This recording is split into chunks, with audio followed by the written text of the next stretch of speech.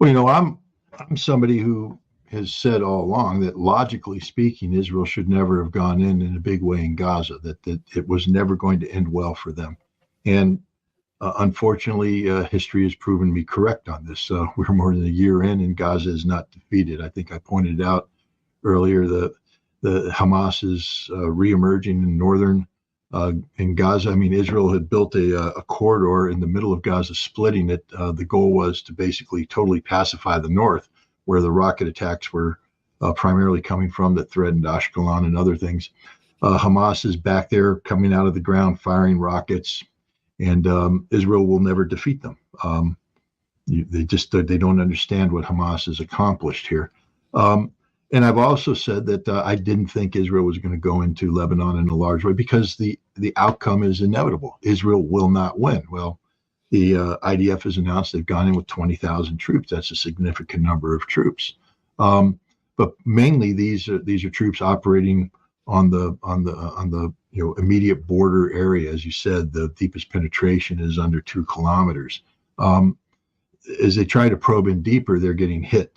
They're walking into ambushes. They're running into the teeth of the Hezbollah defenses. And this is a war that Israel wasn't prepared to fight when, if there was no other diversions with a fresh army. But now they're bringing an army that's been worn down by more than a year's worth of fighting.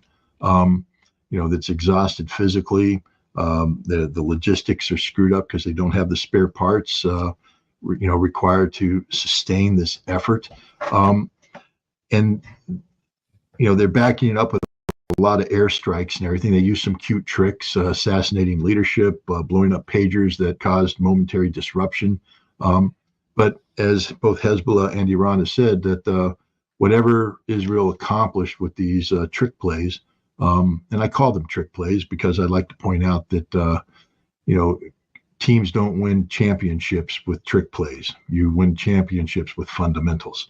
And the fundamentals of war is that Israel will not prevail in southern Lebanon. The Hezbollah has had 18 years to prepare for this very thing. Nothing Israel's doing is taking Hezbollah by surprise. Nothing. Hezbollah knows the kind of weapon systems Israel has. They know the effects. They've made preparations for this, and they're going to lure Israel in and kill them. Remember the tunnels that Hamas has. Hezbollah has been digging similar tunnels. The tunnels will be used when the time is right.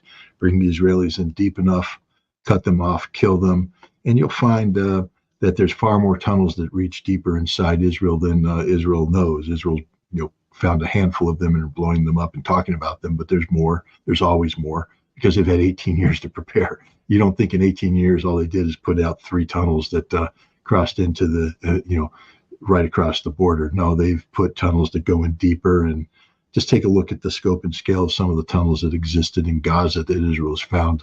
One of them, basically, you could drive a tank all the way up through right to the border. That's how big the tunnel was. I would imagine that Hezbollah has tunnels of that size all over the place. But the ground war is not going to go well for Israel here. They have an air war, but what they're doing in the air war is it's a repeat of Gaza. Now they're treating Beirut as an extension of Gaza. It's collective punishment, and it will just further alienate Israel from the international community. And here's the key. Now we're getting into the defeat. Israel is going to be a lot like the United States in Vietnam. I mean, study the war in Vietnam. We won just about every tactical engagement there was. I mean, of course, there's a couple times, platoon overrun here, company overrun there. But generally speaking, when the Marines went out and hook and jab with the NVA, we won. We killed them. They withdrew, and then we withdrew from the hill that we just captured, and the NVA came back, and we had to go fight for that hill all over again. We had to fight for the valley all over again. That's the way, and that's what's happening to Israel and Gaza right now. They come in, they take a piece of terrain, they think they have it. They don't, because they don't know what's going on underneath. They withdraw, Hamas comes back, and you have to come back and fight for the same terrain all over again. It's the 4th or 5th time that Israel's given up this territory, and they pay a price in blood and equipment each time. And that's going to happen to them in Lebanon as well. Clausewitz wrote, "War is an extension of politics by other means." I mean, that's sort of a synopsis of a longer phrase. But what that means is that if we try to evaluate a conflict from military engagements alone, we're missing the big picture. This conflict Israel has set certain goals and objectives. For instance, with Hamas, Israel says that the goal is the physical destruction of Hamas as a resistance force, meaning that Israel want to make sure Hamas will never again be able to launch an attack like they did on October 7th. And the destruction of Hamas as a political force. That means that Hamas will not play any role in the governing of whatever Palestinian entity exists when this conflict is over. Israel has failed on both accounts. Hamas is powerful. Sinwar is the leader. He hasn't been killed. And the resistance fighters, are not only continuing the resistance, but they've recouped many of their losses. One of the things about bombing civilian populations, especially in a guerrilla-type conflict, is for every terrorist you kill, you end up killing a whole bunch of innocent civilians, which means that you create new terrorists, new resistance fighters who come out. And Hamas has, I think, claimed that they've brought in 3,000 recruits during this time. And they say, well, what about training? Well, the resistance fighters in Gaza. Sinwar talks about children of the camp. These are all children of the camp. Every one of the fighters he has is a child of camp. What that means is that you were born and raised in Gaza. You know Gaza like the back of your hand. And that's the key. They know Gaza like the back of their hand. The Israelis don't. They're coming in. It's foreign territory. And they're never going to win. That's the same thing in southern Lebanon. Hezbollah spent 18 years preparing for this. They've walked every inch of that ground. They have everything pre-designated. They have their ambushes set up. And Israel is just going to walk into one trap after another trap after another trap. It'll go on forever. Israel has said that their goal and objective now with Hezbollah is to eliminate it as a political entity and as a military entity. They've altered that. It was simply to get them behind the Litani River. They're not going to be physically able to do that. But now they've said, no, we want to eliminate them. Well, they're not going to do that.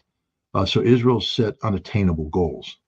What's happened to Israel in setting these unattainable goals? Israel's destroying itself.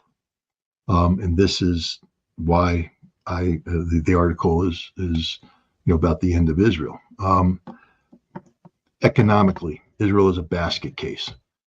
In September of 2023, September 9th, Joe Biden was in New Delhi, India, where he announced this new initiative called the Middle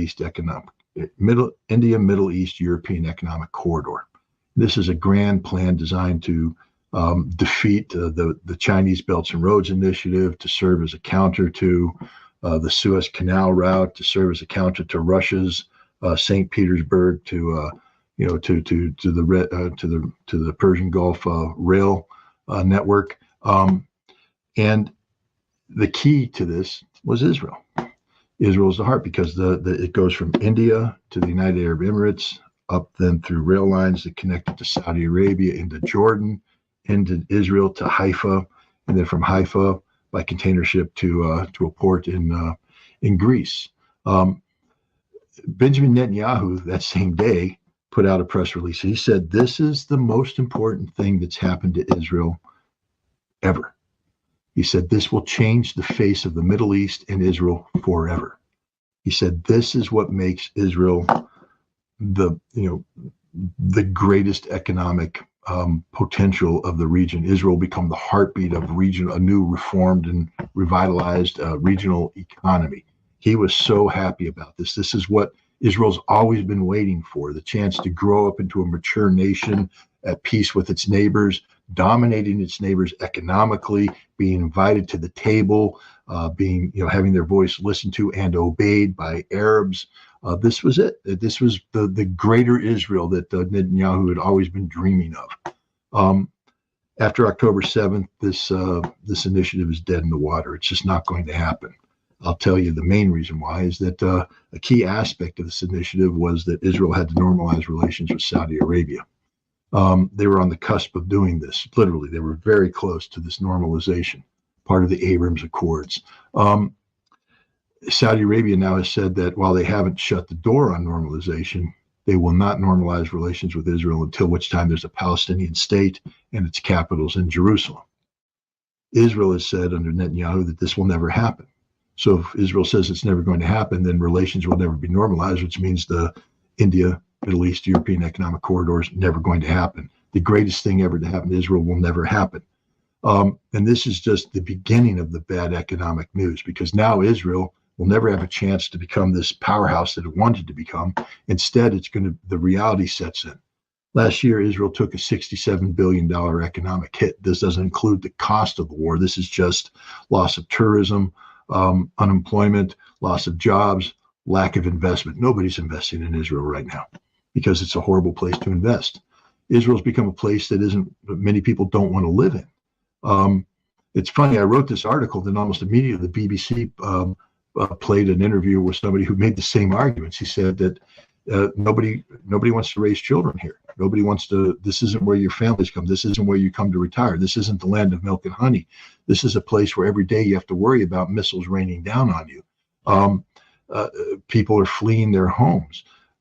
It's completely unstable from an economic standpoint, and that translates into societal instability.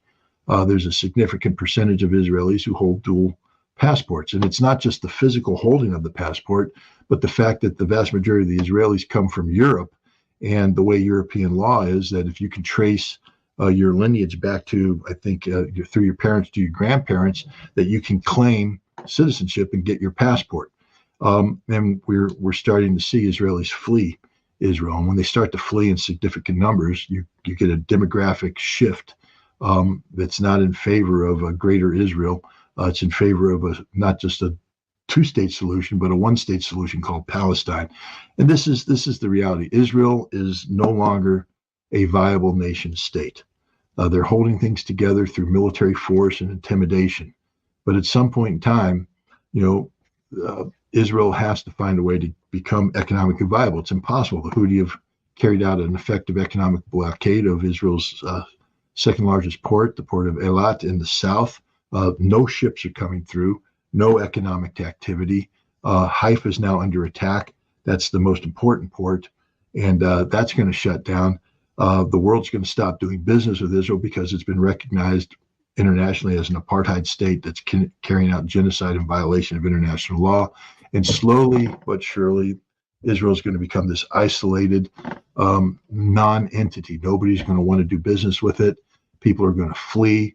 And again, you get the demographics to drop to a certain point, and the Israeli state ceases to exist just on its own volition. So this is the reality of losing this conflict. Israel's in the process of not just losing the military aspect of this war, but losing the political aspect. It's not Hamas and Hezbollah that's being threatened with being eliminated as entities. It's the state of Israel. Israel is an unsustainable entity given the current circumstances, and there's no reason to believe that the current circumstances are going to change to the betterment of Israel. They can't defeat Hamas. They can't defeat Hezbollah. And if they try to attack Iran, they will be eliminated. Yeah.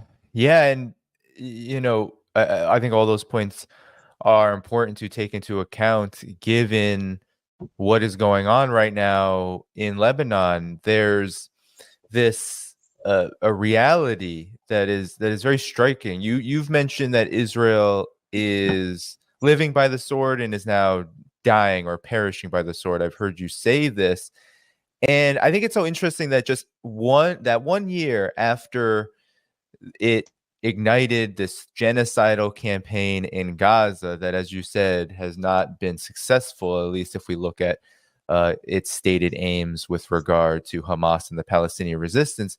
But now it feels like an even bigger quagmire is opening up that is very similar, I think, in many ways to your comparison to Vietnam, where now they are fighting an even stronger, more organized, and more well-equipped guerrilla force that also has a modicum of political power. And I wanted to get to this, actually, Scott, because the Wall Street Journal has reported that, and this is what's I think is very important for people to understand, that the United States is seeing Israel's ground invasion and overall campaign in Lebanon as an opportunity to displace and unseat, aka regime change, Hezbollah in Lebanon. So I wanted to ask you about this in the context of what you were saying in terms of how Israel is expanding this field of conflict, but doing so not in an advantageous position, actually quite the opposite. I'm curious on your thoughts on this. Well, it's interesting that one of the go-to moves that Israel's considering right now as part of the Hezbollah displacement is to breathe life back into what was called the Southern Lebanese Army, SLA. Israel created this after their invasion in 1982 and their occupation of southern Lebanon. They created the Southern Lebanese Army. And it was a horrible group of disaffected Muslims, Christians who raped, pillaged, murdered. They had no support, and Hezbollah defeated them and kicked Israel out in 2000. And then the SLA ceased to exist. But Israel's going back to that model, which means that's all they know. The United States has a policy that treats Hezbollah as a terrorist organization, and we have been trying for some time now by enacting sanctions that target Lebanon and sanctioning Hezbollah to split Hezbollah out of the Lebanese body politic. But it hasn't worked. Hezbollah has actually become a viable political party, one of the most powerful political forces in Lebanon. It is part of the Lebanese government. So what we're saying is that, when we say we want to, push Hezbollah aside, we're declaring war against Lebanon. And that's the difference in the past. You see, in the past, when Israel occupied Lebanon, Hezbollah was not considered an extension of Lebanon. Hezbollah was a resistance group primarily in the south of Lebanon, but it was at odds with the Lebanese government and with other militias. The Amal militia, Hezbollah was derived from it, but there were some clashes there. Definitely the Sunni Arabs, the Druze, the Christians, they were all opposed to Hezbollah. And many of them collaborated with the Israelis to take on Hezbollah or take on the Shia. Today, the dynamic has changed. What we've seen before Israel went into southern Lebanon were the various factions making it clear that they stood with Hezbollah because they stood with Lebanon and they viewed Hezbollah as part of Lebanon. What we're trying to do is recreate the 1980s and 1990s in Lebanon. We're trying to go back to a time where we had influence, we had levers that we could control. But I think Lebanon has moved past that. I think it's a mistake to believe that Lebanon will revert to, the kind of divisions that existed that could be exploited, that we were exploiting, Israel sought to exploit in the 1980s, 1990s.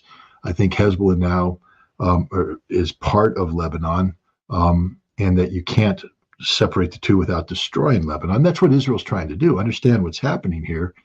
This bombardment of Lebanon is, I hope I pronounce it. I think it's Dahwa, the name of the southern Beirut. I don't know if you ever saw the meme. I used to have trouble pronouncing the Bab el Mandeb. Yeah, I remember. It's been on this show, on record on this show that you've had. Yeah, I mean, it's odd. And they showed this meme that was hilarious because it showed me just screwing it up, and finally I said it right, and they're like, "Whoa, yay!" And so I know that I'm screwing up the name, and I don't mean to be humorous here, but sometimes you have to have humor, or else you get depressed because what's happening to Lebanon is depressing. I have friends there. I know everybody does, but I met this family. They came to New York in June, and a wonderful family. And they came to, remember when I used to talk about doing the Central Park, reviving the 1982 Central Park demonstration, the million-person march, and I really was trying to do that, but I ran into a reality check which said New York City was never going to allow this to happen. And so we moved away to, trying to create waging peace documentaries and all that. But I guess I forgot to make the public announcement, because when they heard it the first time, the wife, a wonderful lady, she went to her husband and said, "We're taking vacation in June. We're going to New York City, and we are going to be part of this demonstration." And they did all the plans. They bought the tickets. They got everything locked up. And she, her husband, and her daughter flew to New York City. And then she's like, "Well, there's no meeting. There's no rally. What happened?" And she contacted me through Jeff Norman, my co-host on Ask the Inspector, and said, "Hey, we're here." And I said, "Well, I'll meet with you." And so I went down to New York City and had a wonderful lunch with them and talked with them and got to know them. And they're just fantastic people, really salt of the earth type of people. They live in Beirut. And every day, I hear the bombing, I send them a message just to making sure they're okay, because I'm very worried about them. And I know there's people that have loved ones there and friends and family, and they're worried about them. And unfortunately, many thousands of them have died, and many thousands more are going to die because Israel doesn't give a damn about these people. Israel is carrying out a policy of collective punishment. And Israel knows it's going to get away with it because it's already slaughtered Palestinians, committed genocide, and it's gotten away with it. Nobody's doing anything to stop them. So Israel's now focused on bombing Lebanon. And the goal is to inflict so much pain on the Lebanese people that they rise up and reject Hezbollah. But I have a feeling that it's going to backfire, that the people aren't going to rise up against Hezbollah because they consider Hezbollah to be part of the Lebanese social and political fabric. And this will just harden the resolve of Lebanese against Israel and against the United States. It's a horrific gamble on the part of the United States to use Israeli genocide, because this is the genocide of the Lebanese people. It is. Mm-hmm. They're treated as a subhuman class, and they're being murdered with no consequence. And America has attached itself to this policy because somehow we think through this genocide we can achieve a policy objective vis-a-vis Hezbollah. It's a sickening reality of American policy that, I mean, everybody says that they know this about America, and we should know, because we did it in Iraq. We killed millions. We did it in Afghanistan, killed millions. We don't care. And we'll do it again in Lebanon, either directly with our own bombs. We've done that in the past, or indirectly using Israel as a proxy. But we'll kill as many as necessary to achieve this. We don't shed tears over dead Arabs. We don't shed tears over dead brown people. That's just a harsh reality of it. Although I have to say that this family was whiter than I am. So when I say dead brown people, it's just stupid. I mean, we don't even know what we're talking about when we talk about Arabs and the Lebanese and the Levant and the wonderful mix of, she's a Russian. She's from Lugansk. She married her husband, who is, from Beirut, but he's a Christian, I believe. And, I'm sure there's French blood, and there might be other blood, and it's just all this wonderful mix. That's what makes Lebanon such a wonderfully diverse country, is this blend of Mediterranean cultures and peoples and internationalism. And now they're being bombed by this hate-filled genocidal maniac named Benjamin Netanyahu, and Netanyahu's being supported in this by the ignorant Americans who are so indifferent to Arab suffering that we're willing to let Israel commit genocide of the Lebanese people so we can attain an unattainable objective with Hezbollah. It's not going to work. America will fail on this, like we failed on everything. This is just an open challenge I have for anybody. And if you see an answer in there, put it up there, and I'd love to hear it. I challenge anybody in your audience right now to tell me one thing America's done since the end of the Cold War that's been beneficial for mankind.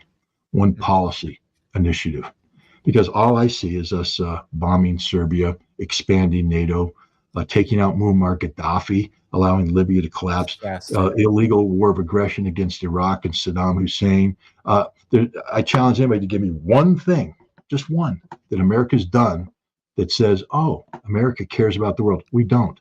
All we do is death and destruction. We have become literally the global pariah. We are the worst nation in the world when it comes to treating the world. And it's not just the big ticket stuff.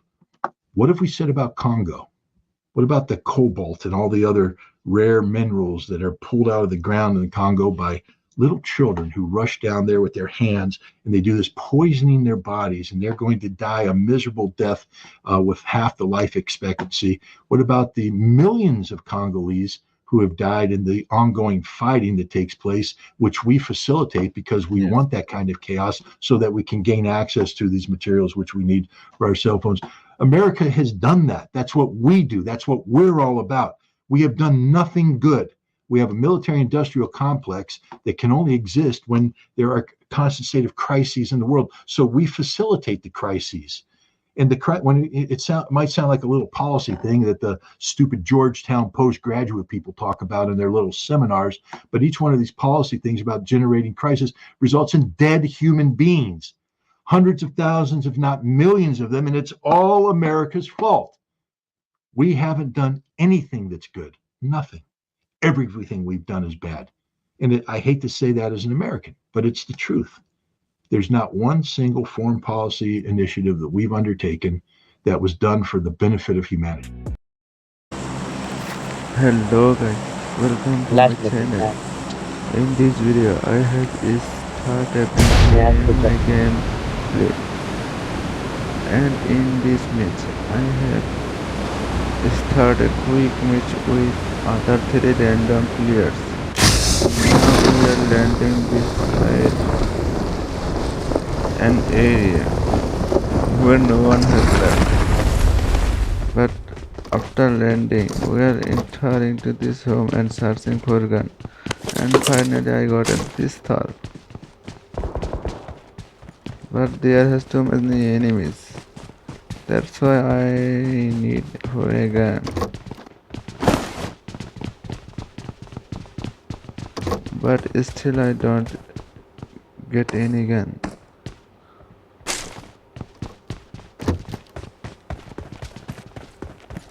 There is a bot is coming. I have to kill this bot and take ammo from and guns from him.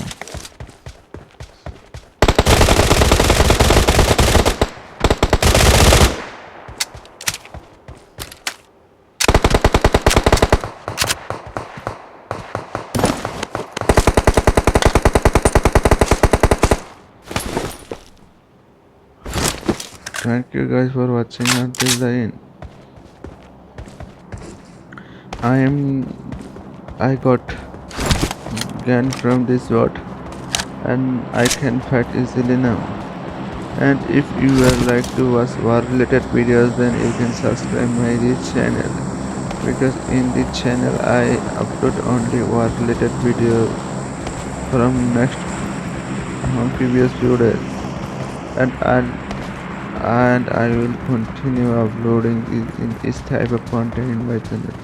So if you are really want to know about current affairs of world, then you can subscribe my channel, and you should to subscribe my channel, because without subscribe you don't get any notification of videos. So I am asking for subscribe my channel and watch every video from my channel. Now I am going to enter in the play zone, and my friend also, my teammate also going to enter play zone, because in the play zone too much enemy has already landed. There has an enemy. My teammate has fire on enemy, but I don't any scope. I need a scope to fight.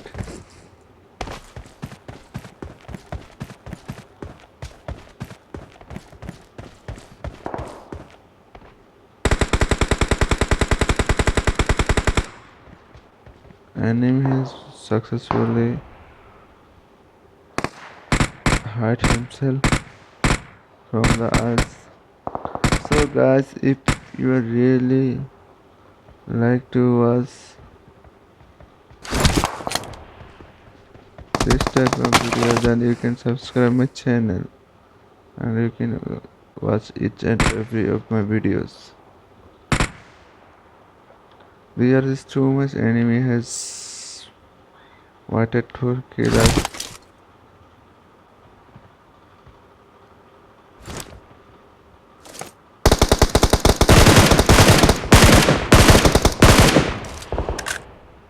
So thank you guys who are watching until the end.